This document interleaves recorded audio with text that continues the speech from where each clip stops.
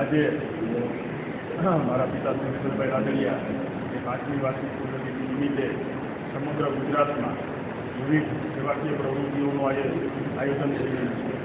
Blood donation camp હોય, રક્તદાન camp, આરોગ્ય સર્વરોગ નિદાન કેમ્પ, તેવી વિવિધ અનેક પ્રકારની સેવાકીય કાર્યક્રમો આજે સમગ્ર ગુજરાતમાં થઈ રહ્યા છે.